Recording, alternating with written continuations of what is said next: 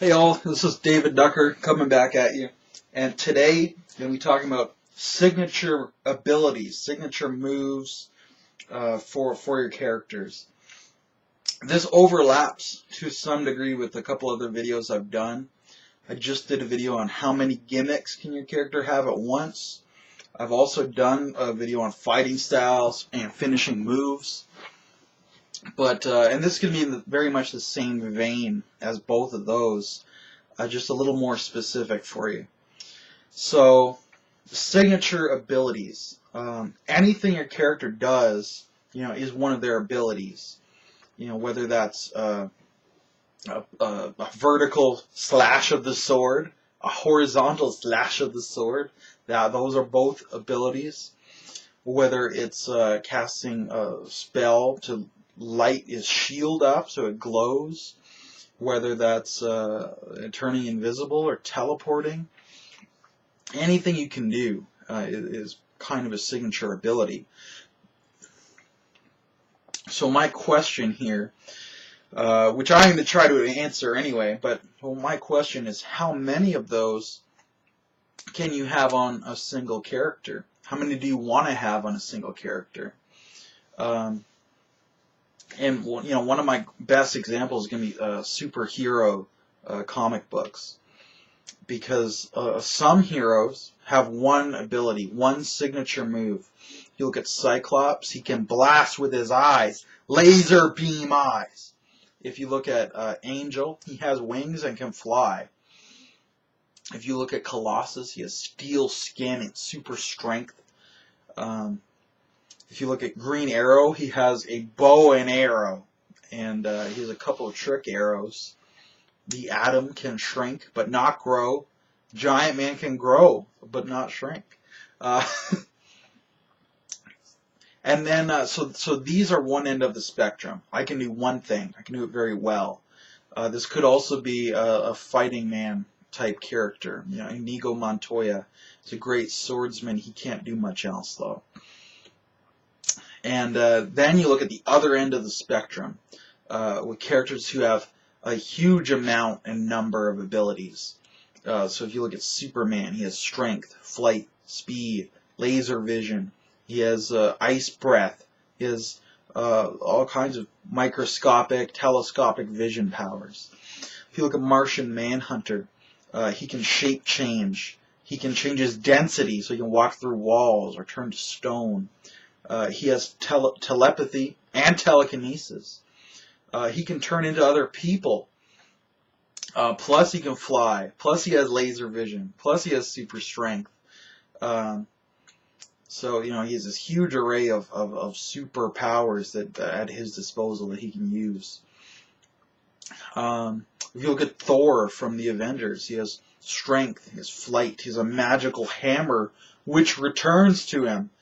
He has weather control and lightning blasts. He may have other powers depending on the author as well.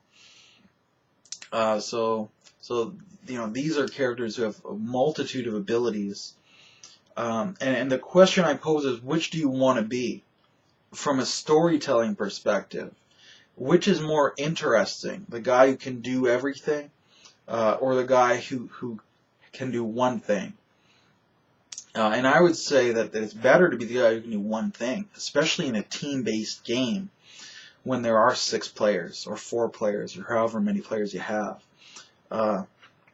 It's going to be better if each person doesn't step on the other's toes, and if they're each as different, unique, and individual as possible.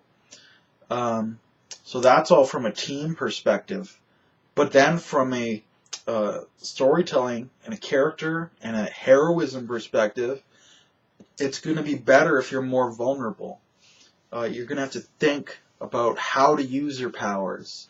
You're going to appreciate your powers that you do have. It's going to make you more relatable and more human. If you look at my video on heroism versus superheroism, there's a huge rant about that kind of thing. But,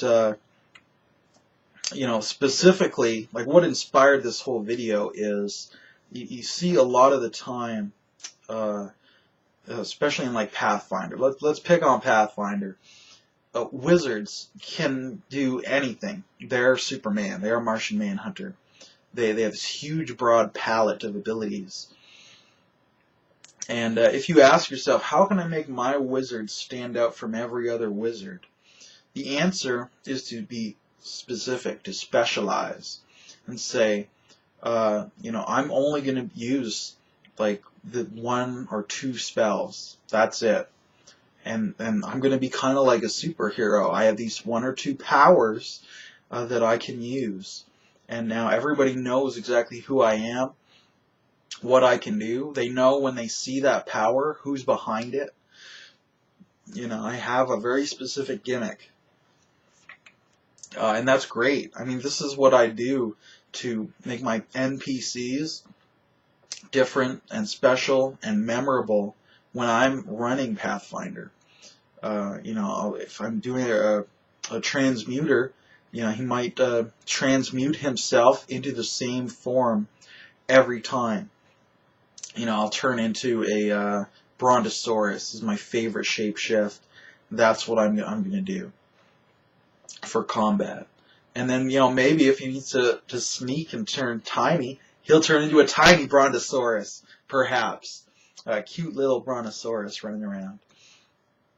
But when you hear that a Brontosaurus stomped a town, or when you hear somebody saw this strange Brontosaurus-like lizard running around, you'll know who he is. You'll know who did that. So it's got his fingerprints all over it. His character. It's memorable.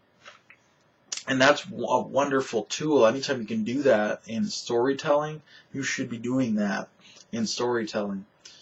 Too many options make you appreciate each option less. Think about each option less. Whereas if you only have those few, you're going to appreciate them so much more. You're going to be creative with them. So when I'm playing a wizard in Pathfinder, it's the same thing. I'll take like 1, maybe 2 spells per level.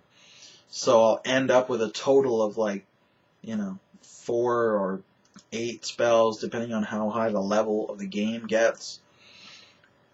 And everybody knows. They know what I can do. They don't have to ask me. They're like, they'll think for me. You could use your 1 power to do this, and then we'd be okay. If I'm playing an enchanter, I have Charm Person, and not much else. That's what enchanters are really good at. If I'm playing a transmuter, I can like Mystique from the X-Men. I impersonate people constantly. That's my whole gimmick. So I'm really, really tighten it, narrow it down. And this doesn't just apply to wizards. This applies also to your fighter. If you think about a fighter who knows how to use every weapon, he's less interesting in many ways than someone who only uses a flail. I'm an expert with this flail. I only use it. I trip people with it. I wrap around their shields when I bop them. I wrap my flail around their weapon and disarm them. This flail is who I am. It's my gimmick. It's part of it's my whole fighting style. And then does he use a flail in his hand so he can grasp at them? Does he have a flail and dagger, a flail and shield, a two-handed flail? You can make each fighting style so much more specific by narrowing down the weapon. And some weapons are so versatile they support multiple styles, like a longsword or a rapier. How does he use it? Does he mostly slash? Does he mostly thrust? Is he vertical, horizontal? Does he crosswise? Does he feint? Does he use spinning attacks? Does he grapple? Does he half sword? Does he hold his sword on the blade so he can poke at people with it? So what's his style? What makes him different from everyone else? And sometimes that makes him, weaker because he can't do everything, but it makes him more memorable. And I mean, if you think about RPGs, the thing you take home with you is not the gold and the loot. the spells, the magic swords. You don't get to keep any of that. Experience points are just numbers on a piece of paper. But you get to keep the memories. So if I remember your character, that character has succeeded. Because that's what's really important, is that his story was remembered. Versus, I don't remember what kind of wizard were you? I remember you were like, I'm a diviner. And then you blast lightning at someone. And you're like, I thought you were a diviner. He's like, oh yes, I am, but also lightning because power gaming. And you're like, well, you're not really a diviner then. I mean, you're a generic wizard, and generic is the least memorable thing. I mean, by definition. So you want to avoid being generic at all costs. So you want to specialize. And when you're selecting systems, you want to find a game system that forces everyone to specialize and or makes it easier and cheaper and more balanced to specialize. As little as I care about those things, they are a factor.